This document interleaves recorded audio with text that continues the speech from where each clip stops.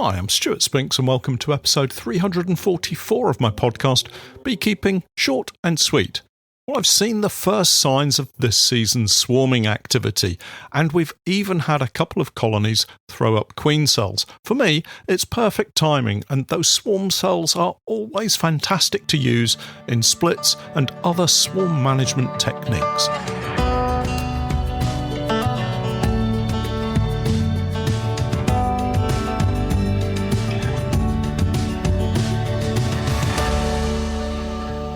Beekeeping Short and Sweet, a beekeeping podcast for the inquisitive beekeeper with a short attention span. A beekeeper, in fact, just like me. Before we get into today's beekeeping conversation, and in the absence of anyone else supporting my podcast with an advert or two, here's my little self-promotion again. For all of you who haven't yet signed up to my Patreon page, I, together with Steph, have been creating beekeeping content for many years now, and if you're looking for some straightforward, down-to-earth tips and techniques, help and advice, then do take a look at my Patreon page.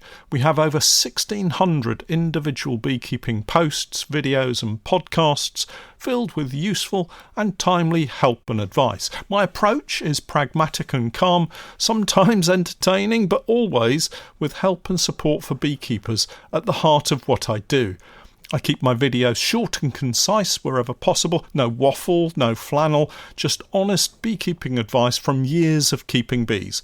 Take a look and join me for the new 2025 beekeeping season. It'll cost you less than a jar of honey, and you never know, there may be something there that will help you improve your beekeeping. Head over to Google and search for Patreon and the Norfolk Honey Company. Hi everyone, welcome back, and the weeks are really beginning to pick up pace, aren't they? At least that's how it feels for me. The days are filling up with work each week, and with the days lengthening, it really does feel like we're into the season properly now. After a week of changeable cooler days, it looks like that for me here in Norwich, the weather is going to warm up considerably next week, and significantly, overnight temperatures are beginning to creep up as well. This all bodes well for our fast start to the season, and colonies have been busying themselves and growing really quite nicely. Some more than others, and this is exactly what I would expect. Our colonies are all very different, of course, and spring growth rates will vary for a number of reasons. Overwintering success or otherwise will play a major role in a colony's ability to expand rapidly in the spring. Where a colony has been able to maintain a large population over the winter period, they will have workers in high enough numbers that they can increase the brood area within their hive rapidly, and that, in turn, will increase the overall population so quickly once it emerges that you'll wonder where on earth all those honeybees suddenly appeared from. Where colonies maybe struggled out of the winter period, perhaps smaller numbers of bees in the hive, you'll find them a little slower to build up. I think I've mentioned before the colony's ability to assess how much brood it can safely take care of, and the fact that they just won't put more brood in place than they can cope with. This results in a more gentle growth phase, with new bees emerging to then go on to help with the overall increase as the weeks pass by. They'll grow, but it will be slower, and you most likely won't be able to do all that you want to do with them until later into late spring and early summer. You will also find that they may not produce any excess honey in the spring nectar flow period. There will of course be colonies at every point on the scale in between the two extremes, and each can be managed at their own pace. It's not often that I find all of my colonies at the same size or same growth rate as each other, and that variation becomes more noticeable with the greater number of colonies that we have. We've had some surprising growth in the last week in several colonies, and I thought this week you might like to hear what's been going on around the apiaries and maybe use it as a comparison for your own colonies. So here's my brief apiary roundup, starting at our allotment apiary. This apiary is perched at the top of a hill close to the River Yare in Norwich, nestled in a small sheltered apiary which faces south. In this apiary, we have all 14 by 12 colonies, one of which sits as a slightly confused double brood box using an old commercial bottom box with a 14 by 12 box sat on top of it. I'm converting this colony to a 14 by 12 to match all of the others in this apiary. In fact, this apiary is one of our nursery sites for nuke production, and currently we have around 8 14 by 12 nucleus colonies on site. I say nucleus colonies, but actually that all changed in the last week. Let me explain. We have been using polynukes all winter, as we normally do, and with the recent warmer weather, these nukes have grown very quickly. So much so, in fact, that this week we transferred them into 20 11-frame 14 by 12 polyhives, 6-frame nucleus colonies into 11-frame brood boxes. Now normally I would advocate, and I still do advocate, adding a feeder and sugar syrup when transferring a nuke into a full-size hive. But we're in the middle of a really good nectar flow, and it just seemed pointless to add yet more food when they certainly seem to have enough coming in. It's just going to create more work for me. Now, this is something that will come with experience, so please don't do as I've just done until you feel comfortable making that decision and understand what's going on with your hive and the colony and your local forage. Anyway, these nukes are already sold and awaiting collection. The last thing that I wanted them to do was to become congested and swarm. It would cause such delay, and we need to get these nukes out as soon as we possibly can. So transferring them into a full-size hive seemed to make sense at the time. Actually, it will also provide me with a 5-frame Queenless nuke once the 6-frame nuke is removed from the hive, so they can pretty much go back into a nuke box and start over again. Anyway, feeling a little nervous about how fast these colonies had been growing, I went back just 5 days later just to check to make sure they were okay, and I found every single frame of foundation had been drawn and filled with eggs, brood in all stages, and copious amounts of nectar and pollen. These colonies are going great guns. I'm so glad I kept on top of the workload with them and recognised the signs of growth when I did. The double-stacked hybrid of commercial and 14 by 12 brood boxes is an interesting one. The commercial brood box is a remnant of the older systems we were using prior to making the jump to all Langstroth for honey production, and I've just never found the time to get this colony out of the box. These bees had also performed incredibly well this spring, and the 14 by 12 brood box placed on top just a couple of weeks ago has been fully drawn out and is filling nicely. This colony had decided that it was time to get out of that old grotty commercial brood box with its tatty old frames and had thrown up around 6 queen cells. Now, just to complete the picture, a week or so ago I added a queen excluder between the 2 different brood boxes and isolated the queen in the top 14 by 12 box.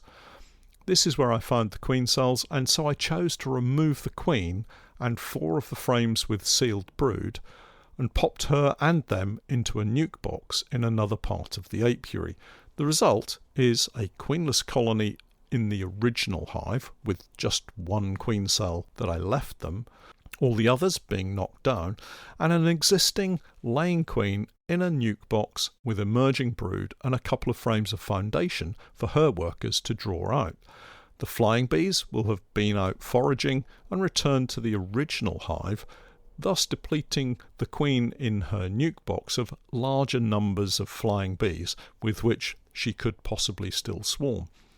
Emerging brood will quickly build that nuke size back up, and the frames of foundation will give them areas to work with, so with any luck swarming will no longer be an issue with them. The main colony will be checked once more for queen cells, and the single queen cell will hopefully produce a lovely queen for us that can get out and mate and start a new colony in her own right. At that point, the brood currently in the commercial box will have completely emerged, and I can remove that one and get it out of the way once and for all. The other nukes in this apiary have all mostly gone into full-size hives, with the exception of 2 smaller colonies, and this is a good example of understanding what's going on and the choices you make based on what you see. The smallest nuke is, I have to say once more, somewhat of a miracle. I really don't know how they survived the winter. They've been clinging on to one small patch of brood for something like 2 months, yet survive they have. There's a laying queen, about a tea mug full of bees, with a good brood pattern containing brood in all stages, but covering an area of maybe the size of a mobile phone. There's no way this tiny nuke is going into a full-size hive, and in fact the queen will probably be used when I make a split from another colony rather than waiting for a queen cell to do its thing. I'll just introduce this queen into that split.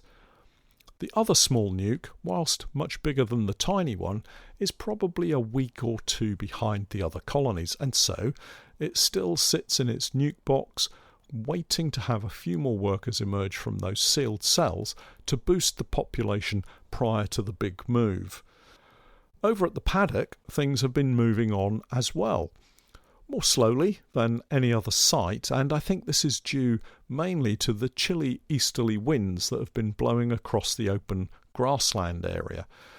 It's also the apiary that holds the colonies brought back from the heather last year, and these seem to have really struggled on their return, something for me to bear in mind for later this year. Maybe a more sheltered site is required for our heather colonies. At this apiary, everything is much quieter, with the exception of one very large colony, and I'm not sure if you'll remember, but this is one that we united with a smaller colony last autumn, and it has worked incredibly well for me. This colony has just produced 3 queen cells, and so was split this week.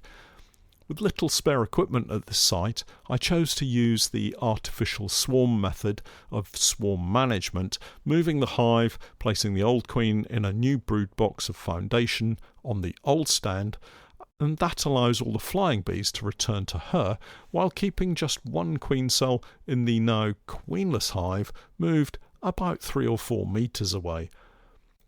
All of the other colonies in this site are growing quite nicely. Over at the Fishing Lakes apiaries, and here we have 2 apiary locations, it's very similar to the allotment apiary. Colonies have been growing very strongly in those 14 by 12 poly nukes, and again I've transferred them into full-size hives just this past week. Unsurprisingly, we had 2 colonies with queen cells. It's that time of the year, isn't it? One colony had sealed queen cells, and I thought we had lost a swarm from them, but it turned out the queen was still there and there were eggs still visible. So I think we can say I got lucky with this one.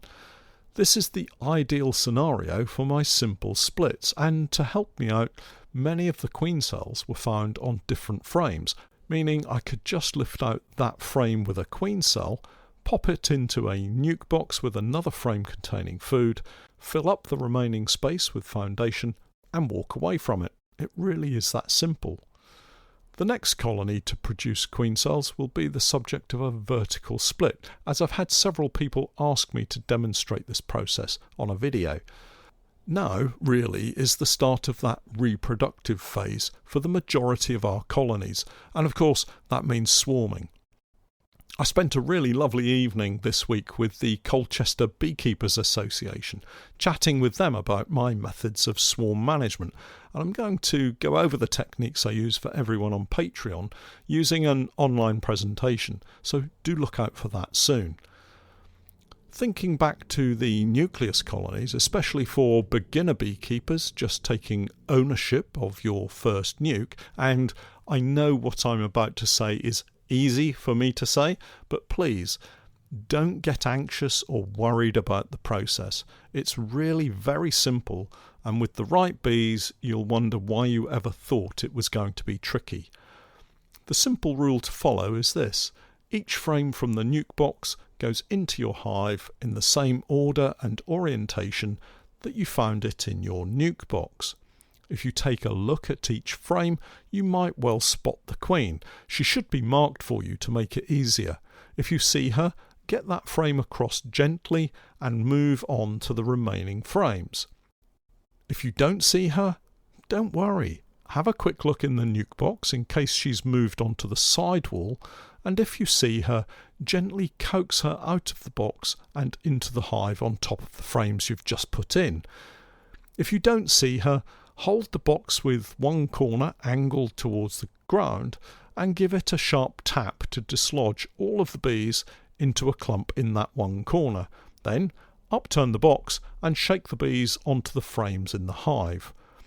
Don't be surprised if you see the queen in amongst those bees, and just watch her wander down between a couple of frames, completely unaffected.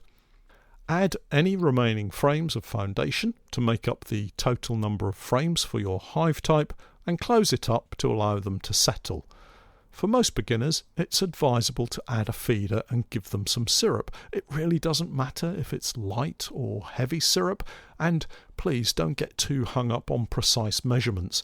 A 1-to-1 syrup of a kilo of granulated sugar to a litre of warm water will do just fine. Give your bees some time to settle in, check the feeder over that first week before you inspect again, and add more syrup where necessary, and you'll soon get into the swing of things. And remember, enjoy what you're doing, don't stress about them, and just let them get on with what they do best. Well, that's it for this week. Before you go, don't forget to check out my website www.norfolk-honey.co.uk, and for my latest videos and podcasts with more updates, tips and techniques, it's the same Patreon page, www.patreon.com/Norfolk Honey. And remember, I'm Stewart Spinks, and that was Beekeeping Short and Sweet.